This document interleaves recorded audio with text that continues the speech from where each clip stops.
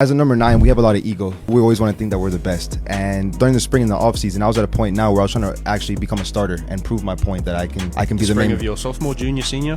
Spring of my going into my junior season. Okay. And I was like, you know what? I want to be the main man, the starting guy. Like there was debate if he was gonna stay or not, whatever. But I was like, you know what? I want to prove myself. And in the spring, what works in college spring is like practice games and stuff like that. We were playing against Miami FC. I didn't really know much about, I knew they were a professional team, but I didn't know much about them or how it works. I just knew they were a professional team. And I was like, all right, let's see how good I really am. And I happened to have a decent game to where the coach, got his attention and stuff like that, to where when I eventually finished my time at NSU, I studied in college. I studied criminal justice. So, I wanted to go to the federal government and stuff like that. So while my season ended as a senior, I was on a track like, oh, what now? What am I going to do now? And honestly, after a night out or whatever, having fun with the boys, my coach just calls me like maybe a month and a half after the season. Was like, hey, like, do you want to go on trial with Miami FC? And I was like, oh, like when? He's like, oh, like in another like 2 months. And I was like, yeah, sure. I don't know what I'm gonna do, so yeah, sure. I'll go do that and see how that goes.